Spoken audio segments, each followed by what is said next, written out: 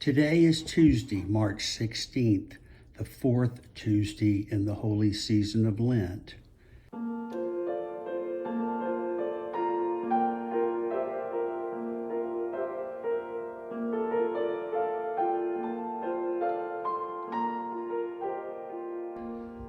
Take some time now at the start to make sure you are sitting in a comfortable position.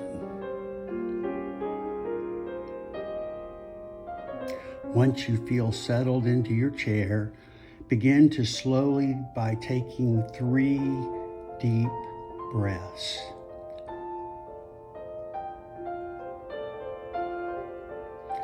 Continue these breaths and turn your attention to relaxing your body. Start with your feet by wriggling your toes on each one for 3 seconds. Next, squeeze your hand into a fist. Hold it. Keep holding it. Now quickly stretch out your fingers and then curl the fingers to your palm. For the next 5 seconds, scrunch your shoulders up close to your neck.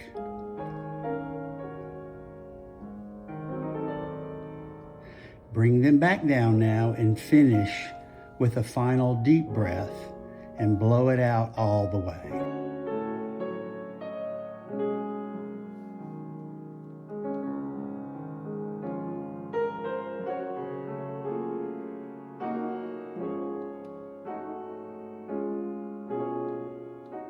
Now begin to turn your thoughts away from yourself and to redirect them to the following events as recounted in the 6th chapter of the book of John, verses 16 through 27. Listen closely to the multiple ways Jesus confounds both the disciples and the crowds.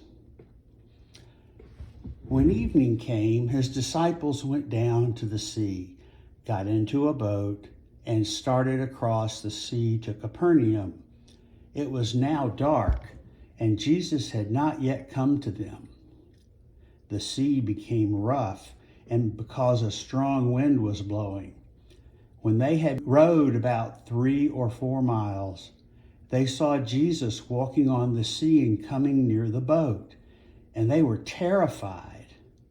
But he said to them, "It is I. Do not be afraid." Then they wanted to take him into the boat, and immediately the boat reached the land toward which they were going. The next day, the crowd that had stayed on the other side of the sea saw that there had been only one boat there. They also saw that Jesus had not got into the boat with the disciples, but that his disciples had gone away alone. Then some boats from Tiberias came near the place where they had eaten the bread after the Lord had given thanks. So when the crowd saw that neither Jesus nor the disciples were there, they themselves got into the boats and went to Capernaum looking for Jesus. When they found him on the other side of the sea, they said to him, "Rabbi, when did you come here?" Jesus answered them, "Very truly, I tell you, you are looking for me, not because you saw signs, but because you ate your fill of the loaves. Do not work for the food that perishes, but for the food that endures for eternal life, which the Son of Man will give you, for it is on him that God the Father has set his seal."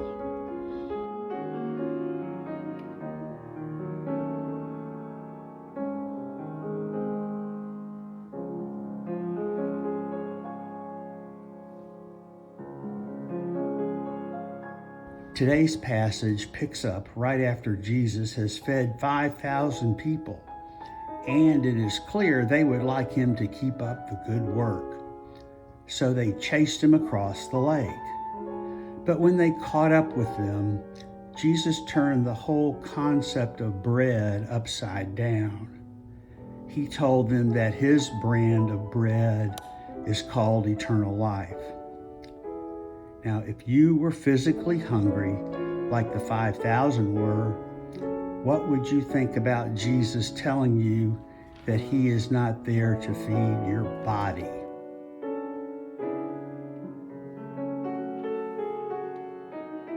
In closing, dear God, help us to remember to give thanks not just for physical food, but for the spiritual nourishment that only you can prepare.